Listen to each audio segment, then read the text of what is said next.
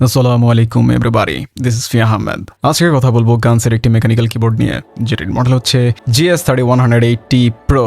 এই কিবোর্ডটির বর্তমান বাজার মূল্য হচ্ছে 7,000 টাকা। কিবোর্ডটি পাঠানো হয়েছে সাইবারট্রনিক্স থেকে। আপনারা চাইলে ওনাদের অফিসিয়াল ওয়েবসাইট থেকে কিবোর্ডটি পারচেজ করতে পারেন। ওনাদের ডিটেলস ডিসক্রিপশনে দেওয়া থাকবে।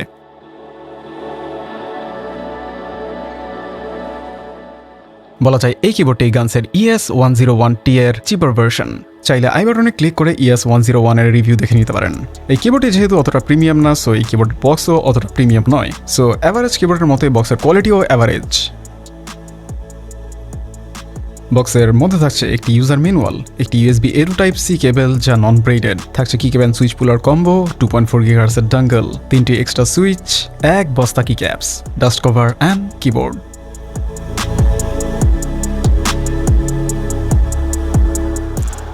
কিবোর্ডটি ফুললি ABS প্লাস্টিক বিল্ড, 100% লেআউটের, সো বিশাল বড় সাইজের কিবোর্ড। যারা কিবোর্ডের সাইজ নিয়ে কম্প্রোমাইজ করতে চান না, তাদের জন্যই মূলত এখন পর্যন্ত 100% কিবোর্ড বেঁচে আছে। কিবোর্ডটির 4টি কালার ভ্যারিয়েন্ট রয়েছে: dark colour, litchi red, turquoise and white feather. White feather colour ভ্যারিয়েন্টটি দেখতে হুবহু মঙ্কা 309 এর V2 এর মতো। চাইলে আই বাটনে ক্লিক করে মঙ্কা 309 V2 এর রিভিউ দেখে নিতে পারেন।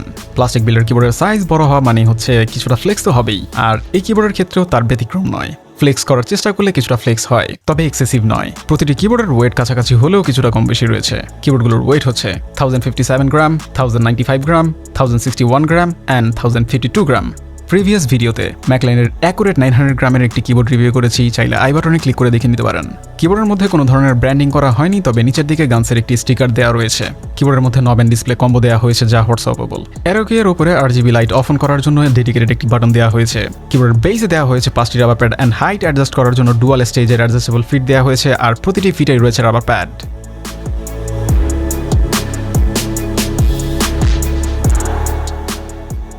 কিবোর্ডটিতে ট্রাইমোড কানেক্টিভিটি দেওয়া হয়েছে, Bluetooth 5.0 connectivity, 2.4 GHz connectivity and USB connectivity. USB কানেকশনের জন্য টাইপ C পোর্টটি দেওয়া হয়েছে কিবোর্ডের মাঝ বরাবর। তার পাশে রয়েছে mode switch and dongle store করার জন্য জায়গা। কিবোর্ডে উইন্ডোজ টু ম্যাকে সুইচ করার জন্য ডেডিকেটেড সুইচ দেওয়া হয়নি, যার জন্য FN+ কি কম্বিনেশন ব্যবহার করার প্রয়োজন পড়বে। কিবোর্ডের polling rate wide and 2.4 GHz মোডে 1000 Hz অ্যান্ড ব্লুটুথ মোডে 250 Hz।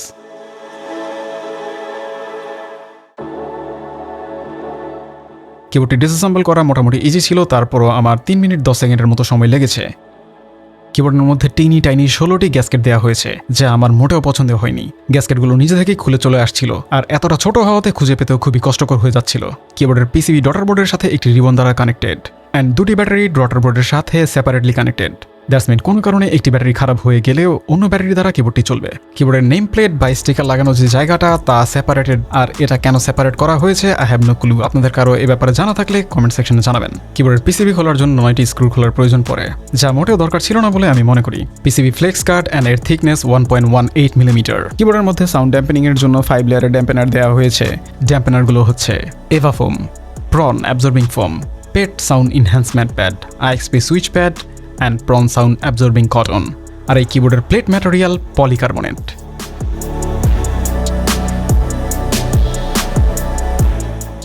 কিবোর্ডে 4000 mAh এর 2টি ব্যাটারি দেওয়া হয়েছে। দ্যাটস মিন 8000 mAh এর বিশাল ব্যাটারি। আর এই 8000 mAh এর ব্যাটারি দ্বারা কিবোর্ডটিকে ফুল টাইম RGB অ্যাক্টিভ রেখে ব্যবহার করলে ব্যাকআপ পাওয়া যাবে 18 to 20 আওয়ার্স এর মতো, অ্যান্ড RGB অফ রেখে ব্যবহার করলে ব্যাকআপ পাওয়া যাবে 250 আওয়ার্স এর মতো। বাই দ্য ওয়ে, কিবোর্ডের ব্যাটারি পার্সেন্টেজ দেখার জন্য জাস্ট F প্রেস করে হোল্ড করে রাখলেই কিবোর্ডের ব্যাটারি পার্সেন্টেজ দেখা যায়।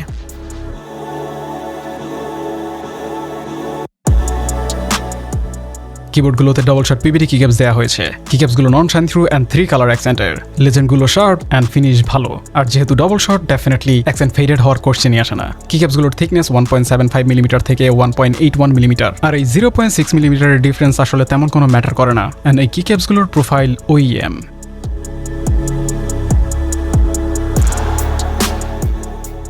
কিবোর্ডগুলোতে একটাই সুইচ ভ্যারিয়েন্ট রয়েছে, KTT Hyacinth।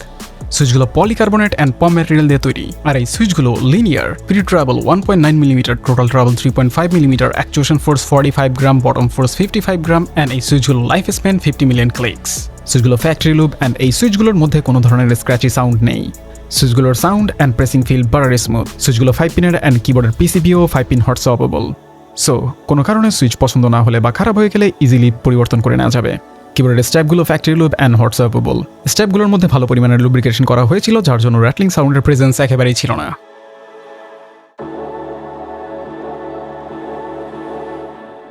কিবোর্ডের মধ্যে নব অ্যান্ড ডিসপ্লে কম্বো দেওয়া হয়েছে যা হট সোয়াপেবল। নবের ট্যাক্টিলিটি ফিলস গুড, বাট নবটি থিন প্লাস্টিক দিয়ে তৈরি করা হয়েছে যার জন্য চিপ ফিল দেয়। নবটি মেটালের দেওয়া উচিত ছিল বলে আমি মনে করি। তাছাড়া ডিসপ্লে গানসের ES101T এর ডিসপ্লের মতোই আপডেটেড বলা যায়। ইউআই সুন্দর, টাইম ডিজিটগুলো বড়, আর ডিসপ্লেটি যেহেতু হট সোয়াপেবল, কোনো কারণে কারো ডিসপ্লে ভালো না লাগলে রিপ্লেস করে 3টি সুইচ ইনস্টল করা যাবে।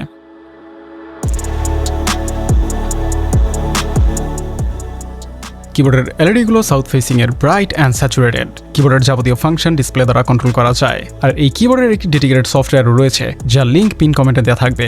তবে সফটওয়্যারের ভাইরাসজনিত কারণে আমি ইউজ করিনি, যার জন্য সফটওয়্যারটির ইন্টারফেস দেখানো পসিবল হচ্ছে না। আর ডিসপ্লের ফাংশন কিভাবে কন্ট্রোল করা লাগবে তাই স্ক্রিনে দেওয়া থাকবে।